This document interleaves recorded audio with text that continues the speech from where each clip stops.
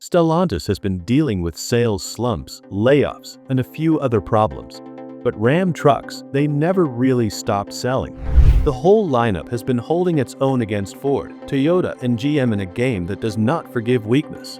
And now, Ram is pushing its chips to the center of the table. We're talking a full lineup expansion.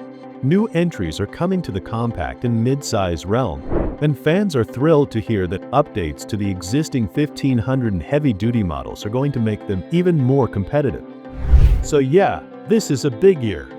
We're covering 5 trucks in the Ram lineup that are changing the landscape in 2027. Here they are. Join us as we explore the world of wheels. Subscribe now and buckle up for the adventure. 2027 Ram 1500. This pickup has always been the backbone, outselling everything else in the lineup. It wins comparison tests, and 1500 is the main reason Ram is even in the conversation with Ford and Chevy. The headliner for the new season is the TRX. After getting dropped following the 2024 model year and a limited final edition run that sold for 120 grand, the company has confirmed the return for 2027.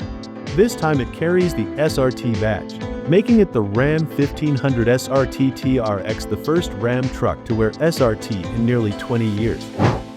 Under the hood, the supercharged V8 is back, and it's been tuned up. The new output is 777 horsepower and 680 pound-feet of torque, good for a claimed 3.5-second run to 60 miles per hour. That's a full second quicker than the original TRX. Bloodshot Night Edition, blacktop and flame red paint with splash graphics, carbon fiber interior trim, and red accents throughout are just some of the things you can't miss. Pricing starts at $102,590. Not cheap, but it's reasonable by SuperTruck standards. Another headliner is a plug-in hybrid version. Originally called the Ramcharger, now officially named the 1500 REV. The change happened after Stellantis quit its plans for a fully electric pickup. The 2027 Ram 1500 REV runs a 3.6-liter V6 engine paired with 2 electric motors and a battery pack. But the V6 doesn't drive the wheels directly, it spins an onboard generator, which feeds power to the electric motors. Total output is 647 horsepower and 615 pound-feet of torque.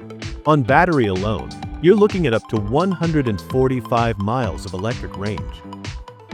Put all of this together, and the 2027 Ram 1500 lineup is looking like a serious problem for Ford. The F-150 is still a great truck, but the Raptor R is down on power compared to the new TRX, and the Lightning hasn't exactly taken the EV truck world by storm. 2027 Ram Dakota. Ram CEO Tim Kuniskis made it official. The nameplate has been off the market since 2011, back when it wore a Dodge badge, but Dodge doesn't do trucks anymore. Ram does, and the new midsize follows the same path. It's a Ram, officially. Kuniskis stated that the company needed a credible $40,000 pickup, not a stripped-down appliance, not a car with a bed, a real truck. The Dakota is meant to tow, haul, go off-road, handle a commute, and rack up highway miles. That's a wider brief than what the Gladiator was ever asked to do. Think of it as the versatile one. On the engine side, nothing is officially locked in for the Dakota yet, but the most likely candidate is Stellantis' new Hurricane 4, a 2-liter turbo 4-cylinder already running in the 2026 Jeep Grand Cherokee. It makes 324 horsepower and 332 pound-feet of torque. Projected towing sits around 7,500 pounds. A hybrid version is also in the conversation. The Hurricane 4 was designed from the ground up to support electrification, and Ram has confirmed multiple powertrain options are planned. 2027 Ram 3500. The Cummins relationship with Ram has been one of the most reliable partnerships in the truck world. Decades of inline-six diesel goodness, a loyal fan base, and bragging rights that have flipped back and forth with Ford like a heavyweight title belt. For 2027, that fight is getting a whole lot more interesting. Cummins is dropping a new engine into the ring. A 7.2-liter is the next step in the long-running B-Series platform.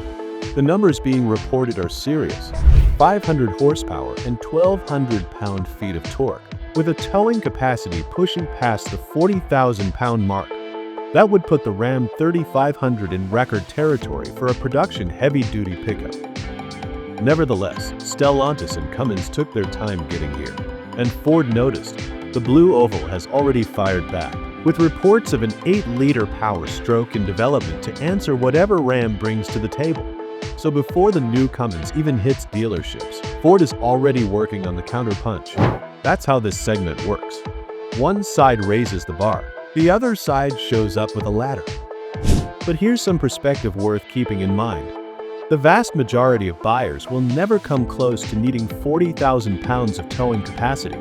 What the new Cummins really delivers for the everyday heavy-duty trucker is margin. The comfort of knowing that when you're at 3/4 of your load on a mountain grade in July, the truck isn't even sweating. That headroom is the real selling point.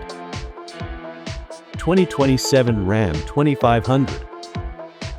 We'll analyze this one separately from the 3500 because of the unique reason. Cummins is also working on a gasoline engine for heavy-duty rigs, and it suits better for the 2500. It might sound unusual at first because the company built its reputation on torque-heavy diesels, but the move actually makes a lot of sense once you look at how these trucks are used. The Ram 2500 sits in that middle ground. It's a heavy-duty truck, but a lot of buyers don't max it out every day. The 3500 is a different story. That one is built for extreme loads, huge trailers, and jobs where torque is everything. Diesel rules that realm. Instead of forcing one solution across the board, Ram is splitting the strategy.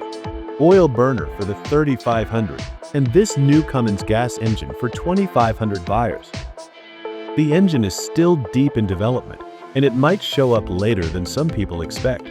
Cummins has been testing different versions, and there are reports about multiple configurations and different outputs. Everything has narrowed down now, and that usually means one thing: they're getting close. 2027 Ram Rampage. The Rampage is one of those trucks that almost feels like it should already be here. This pickup took off in the South American market, and naturally, truckers up north noticed. As soon as the Rampage started gaining popularity, the same question kept coming up: why isn't Ram selling this stateside? That question only got louder once the Ford Maverick proved there's real demand for compact, unibody pickups. Bringing the Rampage to the US was on the table, but then tariffs stepped in. Importing a truck like the Rampage from South America and keeping it affordable just doesn't work under current rules. Affordability is the whole point here. If the price climbs too high, it defeats the purpose and pushes buyers right back toward bigger trucks or established competitors. So now the conversation has shifted. If the Rampage is going to make it to the US, it needs to be built there. That's not a small move. Setting up production, sourcing parts locally, adjusting the truck to meet local regulations. All of that takes time and money. But it might be the only realistic path forward if Ram wants to compete in this market properly. The segment is growing, and buyers are clearly interested. The Maverick opened the door, and there's still plenty of room for another strong player. If Ram manages to position the Rampage with the right price, the right features, and keeps that balance of comfort and utility that made it successful in South America, it could land in a very good spot. Thank you for watching. We look forward to seeing you next time.